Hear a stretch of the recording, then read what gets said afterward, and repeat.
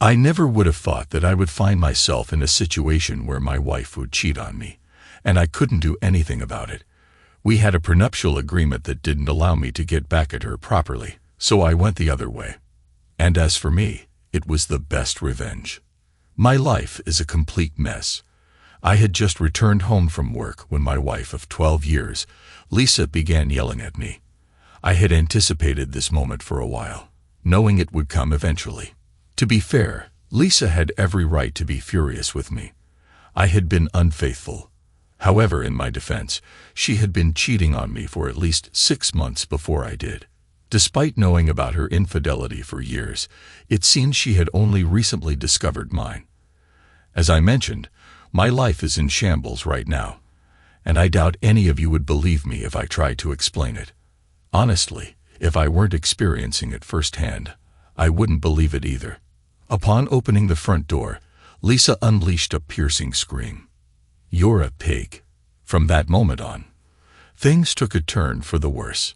Looking back, I realize her initial outburst was the most forgiving part of her tirade. Though I caught only fragments of her words, it was painfully clear. Lisa had discovered my involvement with another woman, and she was furious. Even if I had managed to speak, I doubted anything could diffuse the situation. So I stood there silently, staring at the floor, contemplating the quickest exit strategy if things turned violent. Eventually, when Lisa calmed down, she demanded, "Well, what do you have to say for yourself? Why shouldn't I just file for divorce?" "Well," I began softly. "Firstly, I know about your affair over the past 9 years. So yes, perhaps divorce is the right course of action." "What? What are you talking about?" Lisa was stunned, her face drained of color. I reached into my briefcase and handed her several photos, evidence of her infidelity. I wasn't sure what to anticipate, but what unfolded completely caught me off guard. To provide context, Lisa is incredibly wealthy and could deploy an army of lawyers against me. Instead of the angry outburst I anticipated, however, Lisa dropped the photos and began to cry. Then she looked at me with a pained and sorrowful expression. What she said next completely astonished me. "I don't want a divorce. I love you." With that, she hurried off to our bedroom. Her reaction left me stunned, even more bewildered than usual. Lisa is the most stunning woman I've ever known.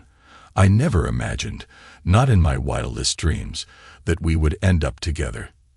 And after we married, I expected Lisa to eventually tire of our relationship and cast me aside within a year or two.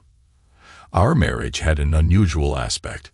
Lisa's family was extremely wealthy and insisted on a prenuptial agreement. I agreed, though one condition almost made me reconsider. Lisa insisted on a clause stating we wouldn't have children, which I eventually accepted. Despite my reservations, I was deeply in love with Lisa by then. However, as the story unfolds, I ended up with 4 kids. Did I mention how chaotic my life became? Some background. Lisa Gravois is my wife, and I'm David Todman. She kept her maiden name due to her family's ownership of the prestigious perfume company, Gravois Scents. This decision, which initially bothered me, has actually worked out well over the years. Since we maintain separate last names, many people don't realize we're married, affording me a degree of privacy. At the beginning of our story, I genuinely meant what I said. When Lisa and I got married, I couldn't believe she had chosen me. She was incredibly beautiful then, and she still is now. Lisa stands almost 6 feet tall with long black hair and the deepest blue eyes imaginable. She had the body of a model. Actually, she did some modeling during her teenage years. I'm not unattractive myself, but I'm no movie star either. I'm just over 6 feet tall, with sandy-colored hair, and I try to stay in shape. Even so, Lisa was clearly more attractive than me, and I was well aware of it. I first met Lisa at a party hosted by my college roommate and his wife in the Hamptons. He worked as a commodities trader and was doing very well for himself. His wife Beth had attended Vassar with Lisa, and they were close friends. When I was introduced to Lisa, I was impressed, as were all the other men in the room. She radiated attractiveness and beauty effortlessly. She had all the single guys and most of the married ones captivated.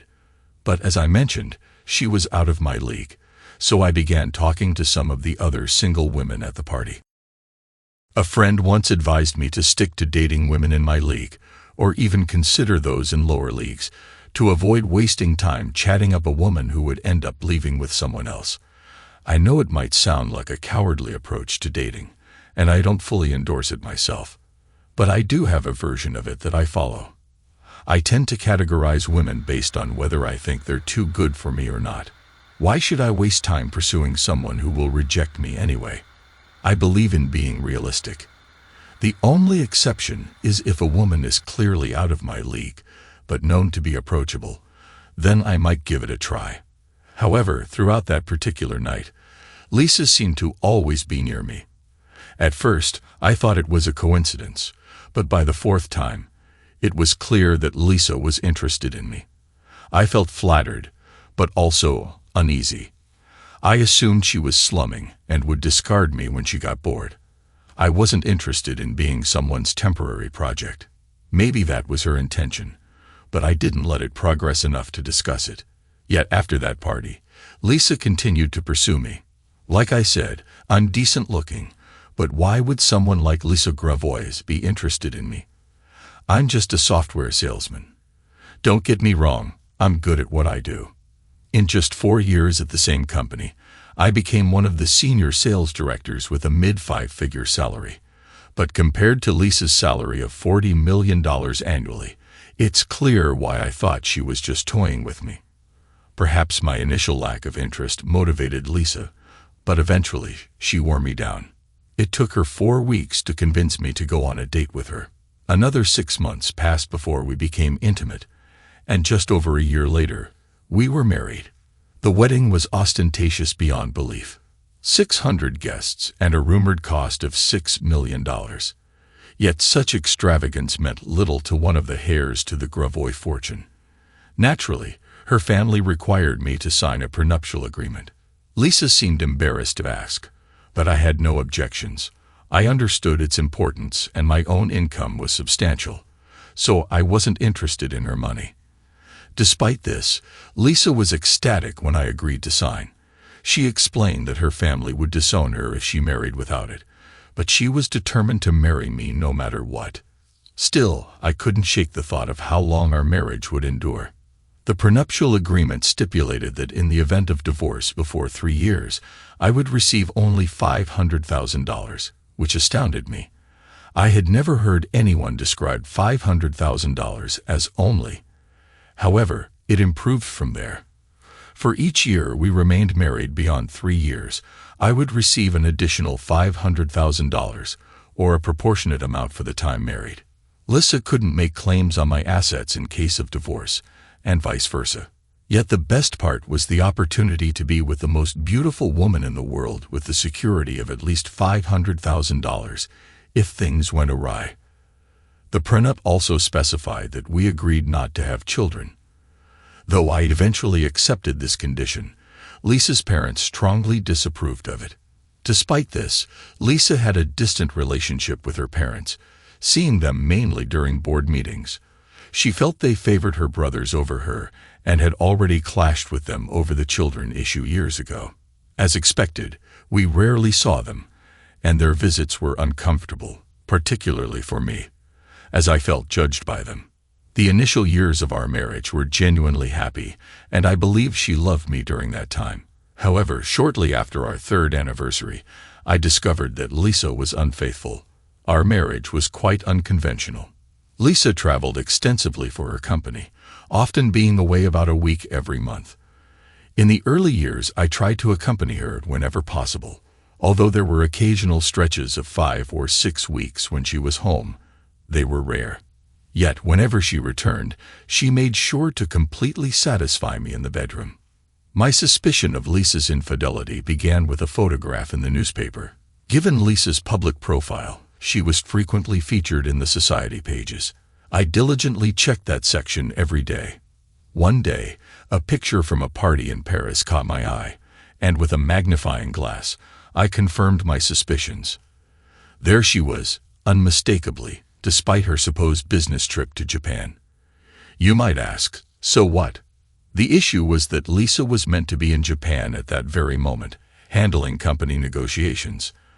There could have been explanations for her presence in Paris, but I couldn't understand why she would change plans without informing me.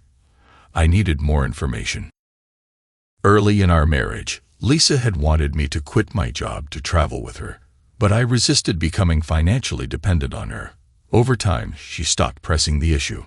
Marrying into Lisa's family came with significant financial resources, but I was reluctant to access her money out of concern for her meticulous nature.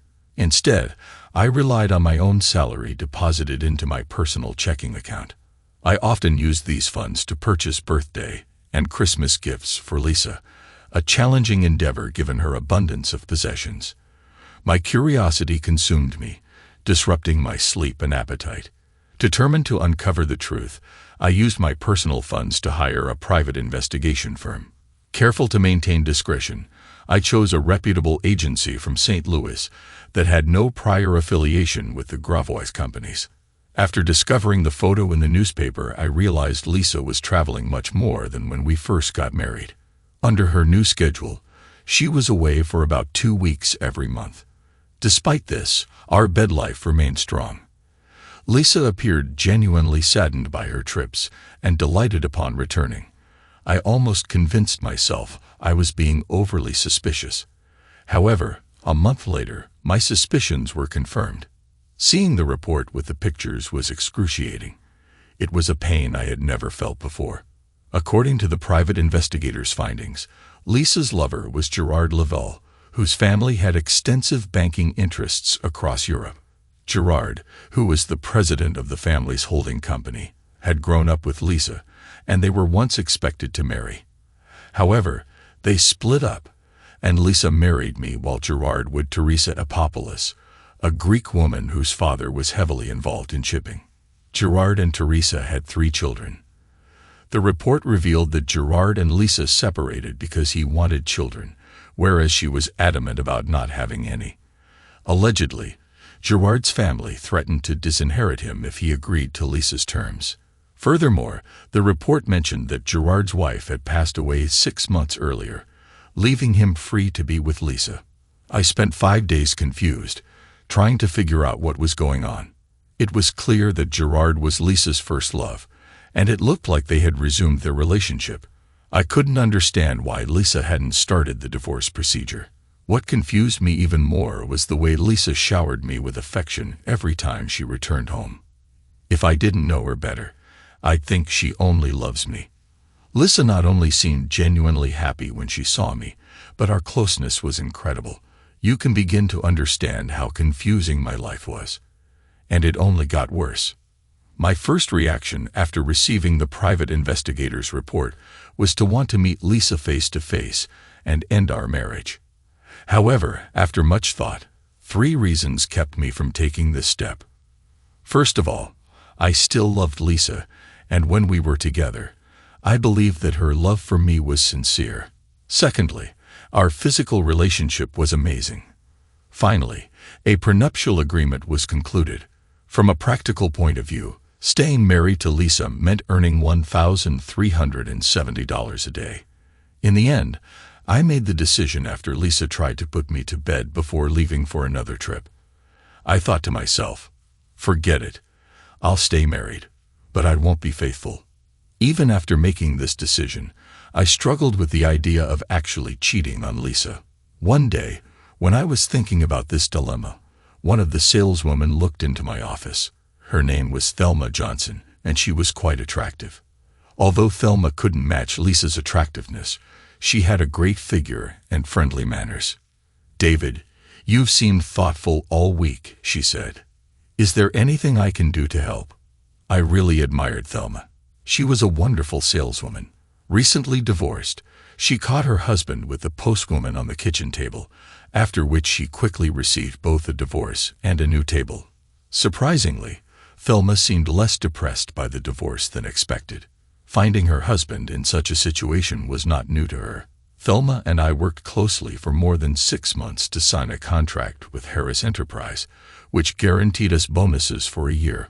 Although I knew that Thelma was interested in me, we maintained a purely professional relationship. However, knowing that she can listen, I asked her for advice about my dilemma with Lisa. Yes, I admitted. I was confused. I just found out that Lisa is cheating on me. The question is, should I divorce her or turn a blind eye to it? It should be obvious, Thelma replied quickly. Divorce this woman and move on. It's not that simple, I explained. Lisa and I have a prenuptial agreement. Every year while I'm married, I earn $500,000.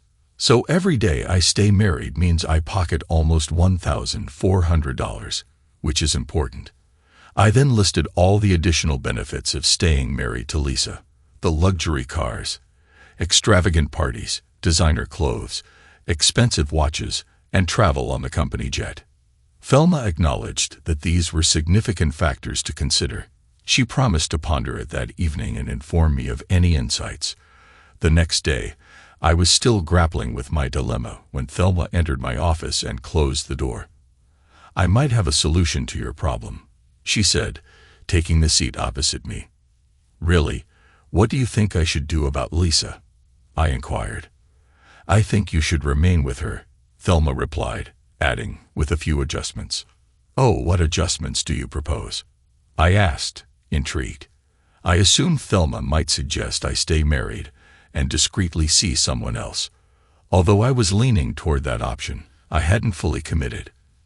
Despite still caring deeply for Lisa, her betrayal had wounded me profoundly, making it difficult to reconcile. But Thelma's suggestion took me completely by surprise.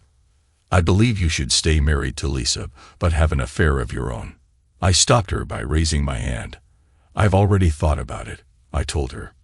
No, my plan goes beyond that, Thelma interjected. Please let me explain and finish before you kick me out of your office. All right. I conceded, holding out my hands to her.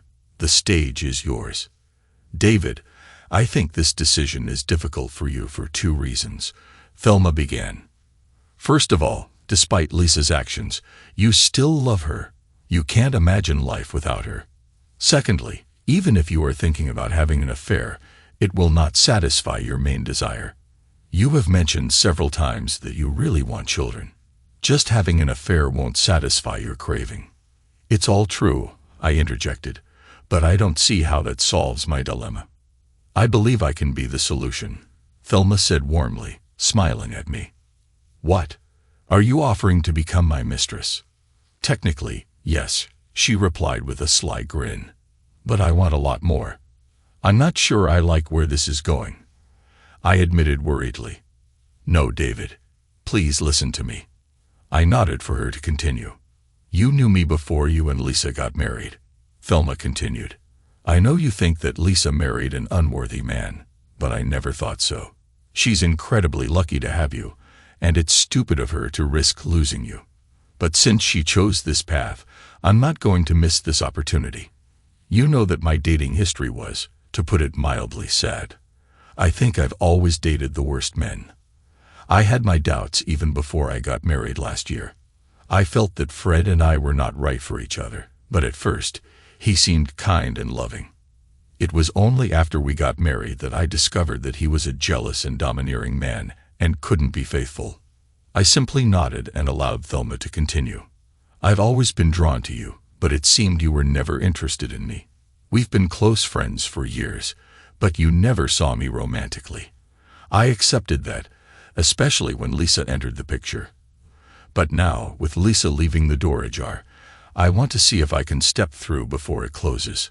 Up to this point, Thelma hadn't explained how her plan differed from simply being a mistress. You've mentioned wanting 2 things, she continued. Lisa and having children. Lisa's betrayal has hurt you deeply, and you want to retaliate. Yet despite not making a big deal about it, I know you also desire children. I can offer both. After my failed marriage, I swore off remarriage but still yearn to have children. I suggest becoming your mistress and having your children. I understand you don't love me, but I believe you care. We would keep our affair discreet, allowing you to remain with Lisa while I have your children. It's a win-win for both of us. I have to admit Thelma's proposal both shocked and intrigued me. It seemed pretty messed up, but I found myself drawn to the idea. However, I could foresee several challenges with it, so I started to outline a few. Firstly, thank you for this offer, I said sincerely. I'm genuinely flattered, and it's more generous than I could have expected. But I see a number of issues. Let me outline them. Managing finances would be complex. Then there's the matter of raising children, deciding on their surname, and what if you change your mind later and want to marry? I've thought about the same challenges, Thelma conceded, but let me try to address them. Regarding finances, I own my own house. All I would ask is that we share the costs of raising any children. I would want your name on the birth certificates as the father, but they would carry my surname unless you decide otherwise. While I don't foresee marrying again, I understand things can change. So I suggest we draft a formal agreement. We can include a clause allowing either of us to terminate it with 6 months' notice. If I do remarry, you would have a say in custody. If you decide to end our arrangement, I would have custody, but you'd have generous visitation rights. In any case, you would always be recognized as the father. We sat silently, exchanging glances. In the end, I broke the silence. I must admit I was very intrigued by your proposal. However, I'm not ready for any commitments yet. Why don't we go on a few dates to see if we're right for each other? Thelma agreed, and we started dating. Our first trips were simple: dinner and dancing, then dinner and going to the theater. Spending time with Thelma was pleasant. She was warm and cheerful, which was a pleasant change compared to waiting for Lisa to return from trips at home. On our 5th date, when I was dropping Thelma off, the situation escalated to the limit, and we began to hug. After our 6th date, Thelma said, "We're definitely good for each other on dates. Now let's see if we're suitable in bed." Being close to Lisa was stressful, so I wasn't sure what to expect from Thelma, and I can say for sure that it was awesome. We repeated our intimacy twice more before I returned home. I expected to feel guilty for betraying Lisa, but strangely enough, this did not happen. Talking to Thelma has somewhat cured my wounded pride. The next day, Thelma came to my office beaming. After closing the door, she came up to me and kissed me passionately. I think after last night we confirmed our compatibility. So what's our next step? I smiled broadly. Why don't you find a lawyer who is not related to my company or to any of Lisa's businesses? Ask them to prepare an agreement, and then we will decide what to do next. Thelma smiled broadly. I only know the lawyer, my brother Tim. You can rely on him. He warned me against marrying Fred. So Thelma left, and I returned to work. As time passed, I found myself thinking about the idea less frequently. Since Thelma didn't bring it up again, I thought she might have changed her mind. Either way, I wasn't going to initiate the topic. Besides, I was leaning more towards divorcing Lisa and accepting the financial consequences. At least it wouldn't be as bad as what many husbands experience in divorces, often getting the short end of the stick. In many instances, these men probably deserve it. However, in many others, it's the wife who should face severe repercussions. In my situation, I'd at least come out of it with a substantial amount of money. 2 weeks after our discussion, Thelma walked into my office and closed the door. She placed the finalized agreement on my desk. Take all the time you need to review it. Make any changes you want. If we both agree, we'll sign it in front of my brother, who will arrange the witnesses and notary. I was surprised because Thelma hadn't mentioned the proposal since our last encounter, and we hadn't seen each other socially. I had assumed the idea was abandoned, yet here was the agreement, right in front of me. It's remarkable how quickly my thoughts returned to considering Thelma as my lover and potentially starting a family with her. Thelma's brother had been incredibly thorough. He covered details that neither Thelma nor I had ever considered. One that particularly struck me was the plan for what would happen to the children if something happened to either Thelma or me. That thought chilled me to the bone. Tim's solution was straightforward. If Thelma were to pass away, Tim and his wife would raise the children if I chose to continue my relationship with Lisa. If I decided to acknowledge the children at that point, I would have custody of them. Alternatively, if I stayed with Lisa, I would still have full access to any children Thelma and I might have, and they would be informed of my paternity if they hadn't been already. In the event of my death, the children would take my last name, and my estate would be left to them, managed in a trust until they turned 25. I was still grappling with my decision when Lisa informed me one Monday that her travel schedule would increase the following year. That settled it for me. The next day, I asked Thelma to arrange a meeting with her brother. The meeting with Tim was very businesslike. Despite any personal feelings he might have had about the arrangement, it was evident he cared deeply for his sister and wanted her happiness. "David, you're one lucky guy," Tim remarked with a shake of his head. "I've seen photos of your wife. She's stunning. And Thelma, she's a real beauty too. Man, I'm jealous." I grinned at Tim's comment, but Thelma shot him a stern look. "Tim, Gloria is a beautiful woman and you're lucky to have her." "I know, sis," Tim replied with a laugh, "but it would be even better if my secretary wanted to make such a deal." He quickly added, "Just kidding. Gloria is more than enough for me. Besides, she'd kill me if I suggested something like that." Thelma seemed pleased and smiled. We focused on the agreement again. One of the points provided for the organization of our meetings at a time when Lisa was away. To my delight, Thelma looked amazing in her plush attire that first night. Her body was warm and sensual. After that, we took our time, and by morning we were both happy and a little annoyed. In the office, Thelma and I maintained a strictly professional relationship. She openly stated that she no longer goes on dates and intends to get pregnant artificially. 3 months after our first meeting, Thelma called me and informed me that she was pregnant. We maintained our intimate life as long as possible during the pregnancy. When Thelma went to the hospital for delivery, I was disappointed that I couldn't be there. However, it simply wasn't feasible with Lisa at home. Nevertheless, as soon as it was appropriate, I visited the hospital to see Thelma and our new son, Gavin. The name Gavin was a tribute to her grandfather. 18 months later, Jennifer was born. It was then that Thelma asked if I would support her decision to be a full-time mother. She assured me she had financial resources to sustain us for 5 years, until both kids started school. I expressed my happiness that she could devote herself to our children. I even arranged to cover Thelma's mortgage and utilities from a fund I had kept secretly. We hadn't planned on having more children, but Lisa's travel coincided with Thelma's ovulation unexpectedly. She had miscalculated the days. Thelma tearfully called me one day to share the news of her pregnancy, fearing my reaction. Instead, I reassured her of my love for her and all our children. Scotty was born while Lisa was away, so I was present in the delivery room for his birth. I was overjoyed and felt like I was on cloud 9 for days. Before our third child was born, Thelma and I decided to prevent further pregnancies. We flipped a coin to decide whether I would have a vasectomy or Thelma would undergo tubal ligation. It landed on heads, so Thelma had her tubes tied. Everything seemed to be going well until Lisa's travels abruptly ceased. This disrupted Thelma and my plans. If Lisa wasn't away, possibly cheating with Gerard, I felt uneasy about spending time with Thelma.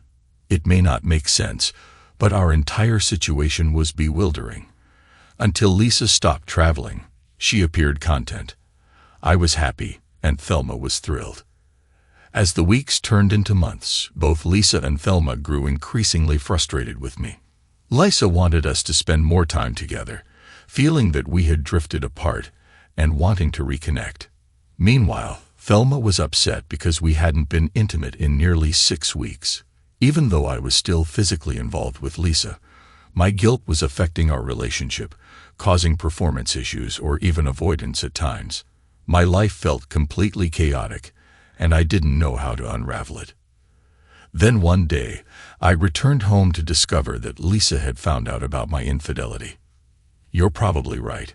Maybe we should get a divorce," I said, feeling a strange sense of relief, thinking it might be a way out of my mess. Lisa looked at me with utter shock and began to cry. She expressed her love for me and insisted she didn't want a divorce, then rushed to our bedroom in tears. Her reaction caught me completely off guard. I followed her to continue the conversation and found her lying face down on our bed, sobbing uncontrollably. I sat down beside her and pulled her close. "You were right, Lisa. We've been growing apart for years. I thought you wanted a divorce." "No, I don't want a divorce," she managed to say. "Then why did you bring it up?" I asked, completely bewildered. "I thought it might shock you into realizing we need to fix our marriage," Lisa said, tears streaming down her face. "Oh," I murmured, unsure how to respond. "Listen, Lisa," I began, running my hand nervously through my hair. "I've known about your relationship with Gerard for years. I assumed you were ready to commit to him." "Oh my God, no," she gasped. "Why didn't you ever say anything?" "Initially, I was so hurt that I planned to confront you and seek a divorce," I explained. "But I realized it would hurt me financially. More than that, I still loved you deeply. I was in so much pain that I almost filed for divorce anyway. Then a colleague at work showed me another path." Lisa struggled to process this revelation. Until now, she had no idea I knew about her affair, just as I had remained unaware of hers until recently. "So, you've been having an affair?" Lisa cried, tears staining her cheeks. "You despicable liar. Leave me and never come back." The situation was becoming more and more surreal. Why was she mad at me for having an affair when she started it before me? I decided this was the right moment to leave quickly and spend time with Thelma and the kids. The whole situation was so confusing that I couldn't imagine it could get any worse. But I was wrong. When I arrived at Thelma's, she practically attacked me. Before I could explain anything, she dragged me into the bedroom. And we had 2 rounds. We finally got to talking after Thelma came to her senses. "I thought you weren't interested anymore," she said softly. "When Lisa was around all the time, I thought I'd lost you. I was going crazy, imagining life without you." Then I told Thelma about my strange conversation with Lisa and her emotional outburst. It made Thelma cry. My head was spinning so much that I felt dizzy. "Why are you crying now?" I asked when she calmed down a bit. "Because it's obvious that she's still head over heels in love with you and will do anything to get you back and keep you." "It doesn't make any sense," I said. "First of all, Lisa told me to leave. Secondly, she had a happy affair for 8 or 9 years. How could she suddenly fall in love with me?" "I don't know," Thelma sobbed. "But something has changed, and she definitely wants to keep you. It's unfair. She left you, and I want you." It all made no sense, so I kissed Thelma, made love to her again, and then went to bed. In the morning, we made love again, and then I went to the office. Maybe there I could start to untangle the mess that my life has become. But you know the saying, the best laid plans of mice and men. Well, that morning was a perfect example. When I got to the office, Lisa was already there, sitting in my chair with a grim expression. "Good morning, Lisa," I greeted cautiously. "I don't recall you ever coming into my office before. What brings you here today?" "You know exactly why I'm here," Lisa snapped. "We need to talk about your affair." With that, I swiftly closed the door and took a seat. "All right, what do you want to discuss?" "Firstly, who is she?" "Her name is Thelma Johnson. She used to work with me." "Wait, did you hire a private investigator or something?" "No, a friend of mine saw you being affectionate in a restaurant the other day. They tried to follow your girlfriend after you passionately kissed her but lost her. Do you plan on continuing to see her?" "Oh boy," was all I could muster. "Well, do you plan on continuing to see her?" "Lisa, you're not going to like what I have to say, but you need to hear it. After I explain everything, I think we'll both agree that a divorce is necessary." Sadness filled Lisa's eyes, but she nodded. "If only you had continued with your travels, we wouldn't be having this conversation." I started. What do my trips have to do with any of this? Lisa asked sharply. I told you I knew about Gerard. Lisa, I interrupted. I know you meet him during your trips, so Thelma and I would meet while you were away. What's good for the goose is good for the gander. My attempt at a joke was unsuccessful, so I continued. Since you were having an affair, I thought I might as well. I tried to do it only when you weren't at home, but eventually we started doing extra classes when Thelma was in a state of conception, so she could get pregnant. You have a child. Lisa screamed, jumping to her feet. Please keep your voice down and sit down, I demanded. No, we don't have a child. We have 3. And before you say anything, you know that I've always wanted children, and you haven't. After several tense minutes of trying to get an answer from Lisa, she finally spoke. I understand. I need to think about all this. With that, she left. I thought it wouldn't be long before the company's lawyers started drafting divorce papers. Meanwhile, not wanting to incur Lisa's wrath, I stayed with Thelma. That night with Thelma brought me relief, and yes, we were close. And yes, I enjoyed every minute of this evening. But the next morning, Lisa called me at the office. I assumed it was a courtesy call informing me that the divorce papers were coming, but what Lisa proposed caught me completely off guard. She wanted to meet Thelma and my children. Listen, Lisa, I took a firm stance.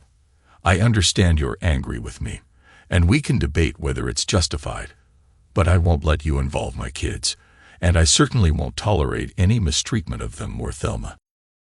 David, she replied calmly, I swear on everything sacred to me, I won't do anything to embarrass, insult, demean, or harm your children, Thelma or you. I genuinely want to meet your kids, and I really need to talk to Thelma. I'll have a fully vetted nanny to care for the children while we talk. After we meet, if you still want to proceed with the divorce, I'll fully respect our agreement. I pondered for a moment and decided that meeting with Lisa might expedite everything. But I knew it could turn messy quickly if she upset my kids or Thelma. All right, I'll need to check with Thelma. I said, but if she agrees, where and when do you propose we meet? How about at our house tomorrow morning at 10? Thelma wasn't keen on meeting Lisa. She worried that seeing them together might sway me in Lisa's favor. I just shrugged and told her it would speed up the divorce process. The next day, I drove Thelma and my 3 kids to my house with Lisa. Thelma seemed overwhelmed by the grandeur of the estate. The kids were thrilled. I had promised them a swimming pool, game room, and an ice cream bar. I decided to ring the bell instead of just walking in as usual. To my surprise, Lisa herself answered the door. Normally, during the day, there were at least 3 servants in the house who would do that. David, Lisa said, smiling, you don't need to ring the bell to enter your own home. I wasn't sure how I'd be received, I admitted quietly. Lisa then introduced us to a friendly, heavy-set, middle-aged woman. This is Helen, Lisa said, introducing the nanny. She's taking the children out to the pool. We'll be in the kitchen where we can keep an eye on them. Once in the kitchen, Lisa offered us drinks. I had a strong desire for a scotch, but considering the circumstances, I opted for a Pepsi instead. Thelma chose water, while Lisa poured herself a glass of wine. I couldn't help feeling it was unfair. Had I known alcohol was an option, I would have chosen differently. Thelma, Lisa began, David mentioned you've been together for about 8 years. We've managed what we could, Thelma replied anxiously. David insisted we only meet when you were away, though he'd often drop by for an hour or 2 to see the kids. He never missed their events. Lisa gave me an odd glance. So, are you happy with David? Don't you wish for a full-time husband? She asked. David is the best man I've ever known, Thelma stated firmly. He's a better husband and father part-time than most men would be full-time. So no, I don't want a full-time husband. I want whatever David can give me. I understand, Lisa said, a tear rolling down her cheek. She wiped it away hastily and turned to me. Would David mind checking on the kids so Thelma and I can have some privacy? I glanced at Thelma. Though clearly nervous, she nodded in agreement. I had opted for shorts that day since I had taken time off. I slipped off my sandals and dipped my legs into the pool. Watching the kids playfully splashing about, I couldn't help but wish Lisa had wanted children and hadn't betrayed me. Occasionally, I glanced back through the kitchen window. Initially, it appeared Lisa was doing all the talking. Then Thelma started speaking, and Lisa appeared tearful. They exchanged words while Thelma seemed to jot something down. Finally, I witnessed them embracing, both in tears. Lisa then slid open a door and called me back inside. I hesitated, almost afraid to comply. Once indoors, I was gestured back to my earlier seat. I briefly wondered if drinks were still an option, but decided not to test my luck. "David," Thelma began, taking my hand, "we've reached an agreement." "Okay," I replied cautiously. "Is this something I'm not going to like?" "We'll let you decide," Lisa said. "Our agreement is to share you." Talk about being caught off guard. I arrived this morning expecting to finalize the details of Lisa and my divorce. Instead, I was informed that the two women in my life wanted to share me. "I'm not sure about this," I replied, pushing my chair back slightly. "Lisa, you cheated on me for nearly 9 years. And yes, I cheated on you for almost as long. But you started it. I don't understand why you don't want to be with Gerard all the time. If you divorce me, you're free to do that." Lisa started crying, and Thelma punched my arm. "Why did you hit me?" I demanded, growing even more confused and a little angry. "Because Gerard is dead," Thelma said. "Oh, I'm sorry," I murmured. "I didn't know." "David, you're right. I cheated on you," Lisa admitted. "Gerard was my first love, and I didn't get over him until I met you. He broke up with me when I told him I didn't want children. I was devastated by his decision, but I refused to give in. About 3 years into our marriage, I ran into Gerard during one of my trips. His wife had passed away, and he was in deep grief. I wanted to support him through that difficult time. He truly loved Teresa. One thing led to another, and we began an affair. Yes, I loved Gerard, but I loved you just as much, maybe more. At the time of Gerard's heart attack, he was urging me to leave you and marry him. I told him I would never leave you. I loved you too much. Now I couldn't bear it if you left me, David. And I know you still love me, even though you have a family with Thelma. So it's possible to love two people at the same time. I understand now that I can't have you all to myself. But like Thelma, I want whatever you're willing to give me." I exhaled heavily and sank into my chair. While many guys might consider this scenario a dream come true, all I could foresee was potential disaster.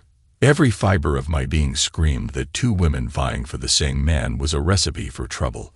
I glanced between Lisa and Thelma, seeing a mix of hope and anxiety in their eyes, so I decided to feign ignorance. "How exactly would this work?" I inquired. At that, Thelma produced a notepad and began outlining the schedule. The agreement was quite detailed. Lisa would occupy the master bedroom, while Thelma and the kids would have the north wing with 3 bedrooms and 2 baths. I would stay with Thelma on Monday, Wednesday, and Friday nights, and with Lisa on Tuesday, Thursday, and Saturday nights. Sundays were free for me to sleep wherever I chose. The arrangement didn't dictate constant intimacy. Those details were left up to the couples. Crucially, if one woman declined intimacy, I couldn't seek it with the other. There were numerous other rules, but those were the fundamentals. I told them I needed time to consider. I was deeply skeptical about the entire proposition. However, both women insisted it was either sharing or nothing. I doubted that ultimatum. It seemed likely either woman would gladly have me exclusively. But then paranoia crept in. What if they were serious about sharing or nothing? Could I end up losing both women? Regardless, I had a trip planned the next day, so I promised to give them my answer upon my return. I was surprised at how effectively I could work, despite the impending great changes in my life. But when I finished my contract with Stellar Enterprises and flew home, I realized the reason for my productivity on this trip. I had already made a decision. I agreed to the deal. Thelma returned to her brother to draft a new agreement. His eyes almost popped out when she explained what was going on. After Thelma finished outlining the deal, his first reaction was, "Damn it, David. I hate you with every fiber of my being." Of course, I knew he was joking, so I teased him back. "You could always find yourself a lover," I suggested, for which I immediately received a slap on the head from Thelma. "I wouldn't dare," Tim admitted. The agreement seemed to be working successfully until almost 7 months had passed. I can't say that my bed life has become more intense, but it has become more consistent. Thelma returned to work in my office, where a babysitter was looking after the children. Lisa was a little annoyed at first, but solved the problem to her satisfaction by hiring Thelma from me with a higher salary and benefits. Now Thelma works for Lisa and seems to be quite happy. About a week before the 7th month, as soon as I arrived home from work, the two women pulled me aside.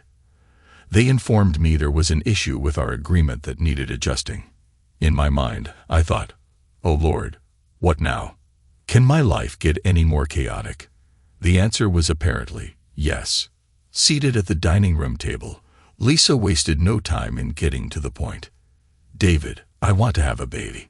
Confusion doesn't even begin to cover my reaction, but by now you all know this is a perpetual state for me living with these two women.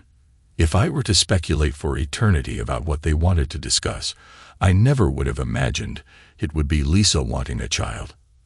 "I know I said I wasn't interested in having kids," Lisa said softly, "but seeing how happy you are with yours, and how much they adore you and vice versa, I want to experience that too."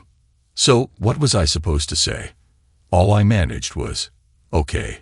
Apparently, that was the right response because both women erupted in joy, embracing and kissing me.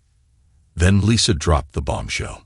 "Also, David, Thelma, and I have been talking, and we agree that I shouldn't stay married to you." That threw me into panic mode. It sounded like these two women wanted me to father Lisa's child and then discard me. I knew they had grown close, but I never anticipated they would develop feelings for each other and want to push me aside. "Let me make sure I understand," I said, turning to Lisa. "You're asking me to father your child, but afterward, you both intend to end our relationship. I'm not sure I want to be part of that. If you want me to leave, just say so, and I'll go peacefully. But if you think I'll accept being cut off from my children, I'll fight you on that." "What?" Thelma exclaimed, her voice rising sharply. "No, David, that's not it at all," Lisa hurriedly responded, her face turning red. "It's my fault. I didn't explain properly." "David, we don't want to push you away," Thelma interjected, moving to hug me. "I love you deeply. It would devastate me if you left." "David, I feel the same," Lisa added tearfully. "Well then, I'm completely lost as to what you're both talking about," I said with frustration. "I need a drink. I don't care what's available." "I think we could all use a drink," Lisa said, taking my hand. "Once we're calmer, I'll try to clarify our intentions, but David, please know that we'll respect whatever decision you make." "All right, Lisa," I said after downing my first scotch. "Tell me about the baby first. Are you sure this is what you want? It's a big decision." Among all the topics discussed by those women prior to our arrangement, the idea of having another baby wasn't one of them. However, after witnessing the joy Thelma and I experienced with our children, Lisa's maternal instincts seemed to awaken. Over time, her desire to have a child of her own became overpowering. This development required us to adjust our agreement so that Lisa could spend more time with me, especially during her fertile periods. Tim was utterly shocked when we informed him of this latest change we needed. He kept expressing his dislike for me until I reminded him of what it's like to have a newborn. It took 4 months, but eventually, Lisa became pregnant and gave birth to a beautiful baby girl named Charlotte, who inherited her mother's eyes and my smile. Thelma and the children absolutely adore her. As for the proposed divorce, it was just another twist in my tumultuous married life. When Lisa mentioned the idea of not being married to me, it was simply another aspect of the unpredictable terms of our arrangement. To be specific, Lisa wasn't initially suggesting an immediate divorce, nor was she suggesting a permanent separation. In one of their many conversations, Thelma expressed concern about the stigma that might come from having children born out of wedlock. Lisa agreed and proposed a solution. Keep in mind, Lisa has considerable wealth, which can often facilitate solutions. The new arrangement stipulated that I would divorce Lisa after our child was born. Then I would marry Thelma. But Lisa would ensure that the paperwork showed we were married during the births of our children. Afterward, Thelma and I would divorce, and I would remarry Lisa. If this sounds confusing, imagine how I felt. Some of you may be considering the financial aspects of the prenup. Honestly, it never crossed my mind, but Lisa thought about it. She ensured the agreement was drafted to preserve its terms regardless of our relationship status changes. By then, though, money wasn't my concern. I was already guaranteed $5 million from the original agreement. Through wise investments over the years, I had accumulated another $6 million. Still, it was reassuring that Lisa was attentive to my interests. After Charlotte was born, I signed divorce papers and married Thelma. Somehow, Lisa managed to update the marriage license and records to show my supposed marriage to Thelma. I questioned why she didn't just change the records without the ceremony, but she explained it was a women's thing, so I didn't press further. I remained married to Thelma for a year before divorcing and remarrying Lisa. Then, after another year, I divorced Lisa and married Thelma again. I can't explain why. They simply told me they both enjoyed being officially married to me. The only downside to Lisa having a child was that her parents started visiting more frequently to see their new grandchild.